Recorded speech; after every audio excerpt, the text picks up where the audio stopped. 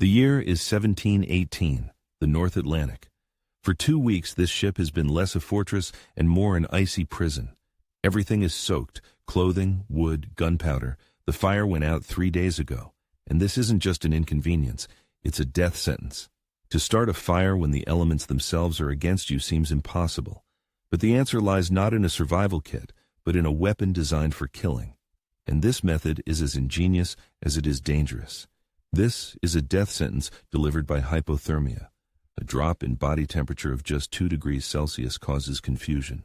5 degrees is almost certain death. They had hours, not days. Fire wasn't a luxury. It was a machine for survival. Warmth, to keep from freezing to death. Hot food, to provide calories and preserve sanity. Clean water, by melting ice and killing germs. Hot tar, to seal leaks in the hull. Fire wasn't the ship's engine, it was its immune system. It killed microbes in the water, digested food, and healed wounds in the hull. And now, that system was shut down, leaving the ship defenseless against the infection of the elements. But the main enemy wasn't the storm outside, but the dampness within. Salt water had soaked every splinter, turning the wood into a wet sponge. The gunpowder in the barrels had become a useless, damp sludge.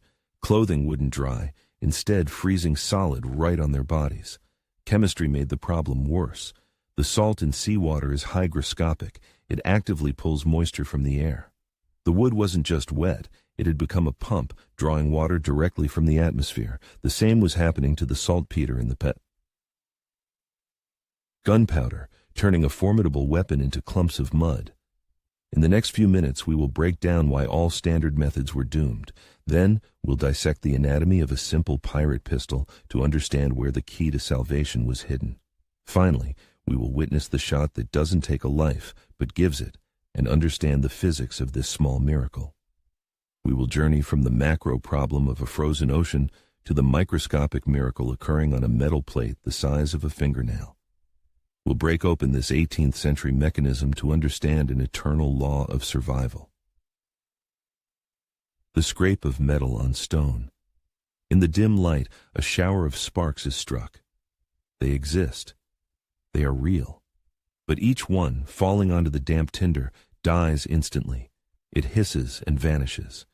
To catch this fleeting life, the tinder, a piece of charred cloth, must be perfectly dry. And the last dry piece was washed away by a wave days ago. A spark from a flint and steel is a hot but microscopic particle with minimal thermal mass. Trying to light damp tinder with it is like trying to melt an iceberg by throwing a single burning match at it.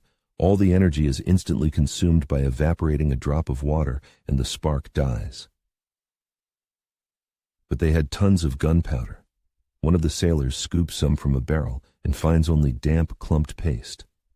Even if they had found dry powder, igniting a handful would have been suicide. It would flash, not burn. They needed a smoldering ember, not an explosion. Using a handful of gunpowder to start a fire is like using a rocket engine to light a cigarette. You'll get a flash, but it won't produce a stable flame. It will just singe your eyebrows and possibly blow everything up. They needed controlled smoldering, not deflagration. Now freeze for a second. You are on this ship. You only have what's in your pockets right now. A phone, keys, a wallet. What would you use? Most of us wouldn't even consider what the old boatswain did. This is a trap our minds fall into, one that psychologists call functional fixedness. We see a pistol and think, weapon. The boatswain saw a controllable, high-temperature spark generator. The captain lowers his hands. Utter hopelessness. The crew looks at each other in silence, understanding this is the end. And just at that moment, when all hope is lost, the old boatswain steps out from the shadows. He silently draws his pistol. Everyone looks at him as if he's gone mad. And it was no accident that it was the boatswain, not the captain, who makes decisions, nor the gunner, a master of explosives, but the boatswain, a man whose job was to know every screw, every rope, and every mechanism on this ship. He thought not in orders, but in mechanics. He didn't look at the pistol like a soldier. He looked at it like a watchmaker. He mentally disassembled it into its parts. Here's the spring, here's the lever, here's the striking surface. To us, it's a weapon. To him, in that moment, It was a set of tools, a piece of hard steel, a flint stone, and most importantly, a tiny moisture-protected platform. He wasn't going to fire a shot. He was going to hack the device's basic function. Here's how the mechanism works. The hammer, with a sharp piece of flint clamped in its jaws. Opposite it, a steel plate called the frizzen. Below it, a small depression, the priming pan. When the trigger is pulled, the flint strikes the steel with immense force. And here is the key detail many miss. The sparks are not pieces of flint. The flint, being harder than steel, literally shaves off microscopic slivers of metal from the frizzen. The immense friction heats them red hot, and they burn up in the air's oxygen. This isn't the magic of the stone, it's the combustion of steel. But the main secret is in the design. The steel plate that the flint strikes is also the cover for the priming pan. This part, the frizzen, was a brilliant piece of engineering. It created a small, almost hermetic space. This turned the priming pan into a protected microclimate, a tiny lifeboat in the middle of a raging flood. This was their only chance. The boatswain doesn't load the barrel. He pulls a tiny, almost dry piece of charred cloth from his coat. It's his personal save tinder, a black, fragile material that doesn't burn but smolders, greedily catching the faintest spark. He slowly and meticulously wipes the priming pan dry. His movements are measured and calm. The boatswain isn't preparing for a shot, but for a surgical operation to transplant fire. And here is the main trick. He doesn't pour gunpowder. He places that tiny, precious piece of tinder on the metal pan. He transforms the priming pan from an igniter into a nest for a future ember. It's like using a car's starter not to turn over the engine, but to light a cigarette directly from its spark. He bypassed the system's primary loud function to harness its original energy source. This was a hack of 18th century technology. The boatswain cocks the hammer. A loud, dry click echoes in the silence. This sound, which usually foretells death, has now become the only sound of hope. Their entire lives, their entire universe, has been reduced to this click and what follows. Faces are frozen around him, a mixture of despair and a final, irrational faith. He pulls the trigger. The flint bites into the steel. A shower of glowing orange sparks flies down directly onto the black, lifeless wad of cloth. A second of silence, and then a tiny red dot appears on the cloth. It doesn't go out. It slowly spreads. These sparks burn at over 800 degrees Celsius. For wet wood, this is nothing. But for the charred cloth waiting for its moment, it is everything. The dot that appeared is a newborn star in their frozen universe, fragile but alive. They have an ember. It's a victory. With 2 fingers, as if carrying the most precious jewel, the boatswain transfers the smoldering piece to a prepared nest. This isn't just wood shavings. It's tarred oakum, scraped from the cracks between the planks, the driest, most flammable thing left on the ship. He blows gently, carefully. Once, twice, and a small, trembling tongue of flame flickers to life from the center of the nest. A sound sweeps across the deck. Not a shout, but a sigh. A collective sigh of relief. This isn't just a fire. It's the soul returning to the ship's dead body. What happened on the priming pan wasn't a miracle. It was pure physics. When flint, essentially silicon dioxide, strikes hardened steel, it literally shaves off microscopic slivers of metal. The immense friction heats these shavings to over 800 degrees Celsius, and they instantly combust in the air's oxygen. That is the spark. These steel particles possess a property scientists call pyrophoricity, the ability to self-ignite in air. The pistol in the boatswain's hands wasn't a weapon. It was a machine for creating pyrophoric iron on demand, reliable and powerful. This is why the char cloth was so crucial. Its ignition temperature is only about 400 degrees Celsius, making it the perfect receiver for the 800-degree sparks. It doesn't burn, it smolders, allowing the ember to be preserved and transferred. Interestingly, this 18th century technology is still the gold standard in survival kits for modern bushcrafters and special forces. Let's rate the ingenuity of this method on a survival scale. Reliability, 9 out of 10. The lock mechanism is simple and effective. Accessibility, 10 out of 10. Everyone had a pistol. Safety, 7 out of 10. Far safer than playing with loose gunpowder. This was an act of engineering thought under extreme conditions.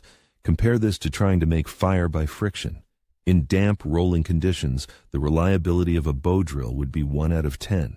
The pistol method was a victory of mechanics and chemistry over brute force and despair. It was the most high-tech way to make fire available to them. This trick was known to soldiers, hunters, and sailors of that era. It wasn't secret knowledge, but in a moment of despair, only the most level-headed could recall it. This knowledge wasn't part of a sailor's official firmware. It was more like a developer mode, a function known to few but capable of saving the system in a critical failure. Knowledge passed not by regulation, but around a campfire, from veteran to novice. But the pistol trick was a last resort plan, a kind of nuclear option. A survival arsenal should always have other tools. Let's look inside their bag of tricks. They had portable fire. A piece of tarred rope, a slow match, could smolder for hours. It was kept in sealed metal or horn tubes, protected from moisture. This device was called a tinderbox. The slow match itself, often treated with saltpeter for even smoldering, was essentially their power bank for fire. They would charge it from a fire when possible and discharge it when a fire was needed urgently. On rare sunny days, optics came into play. The lens from the captain's spyglass was a workable tool, but it required patience and a clear sky, a luxury the crew did not have in a storm. The idea of a lens made from ice, though popular in books, is nearly impossible in practice. Finding fresh ice at sea is difficult, and saltwater ice is opaque. It's more of a beautiful legend than a real pirate life hack. Now, let's look at this through the eyes of the ship's carpenter. To him, a pistol isn't a weapon, but a set of properties. Steel can be used as a striker, the butt as a hammer, the ramrod as a lever. Pirates survived because they didn't see an object, but the possibilities it offered. This approach is taught today in elite military survival schools like SARE. It's called improvisation with available materials. Pirates were unwitting grandmasters of this discipline. To them, the ship wasn't a vehicle.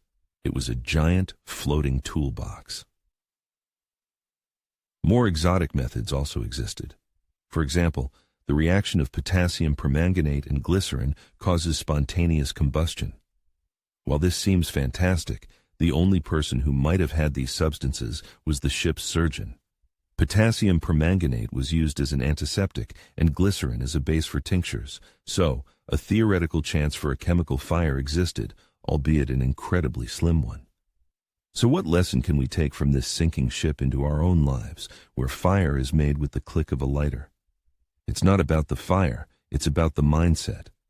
Let's open the skull of this survival genius and turn his intuitive impulse into a clear algorithm. Here is the bosun's protocol, a 3-step process for solving unsolvable problems, whether it's a failed project or a personal crisis. First step, stop seeing an object for its name. Your smartphone isn't a phone. It's a flashlight, a piece of glass, a battery, a source of information. Mentally break down any tool into its basic functions. The bosun saw the pistol not as a killer, but as a generator of hot sparks. This isn't just a life hack. It's thinking on the level of Leonardo da Vinci. He looked at a bird and saw not a bird, but a system of levers, aerodynamic surfaces, and a living engine. This method of decomposition is the key to all innovation. Second step, find the real problem. Their problem wasn't no fire, but nothing to catch the spark.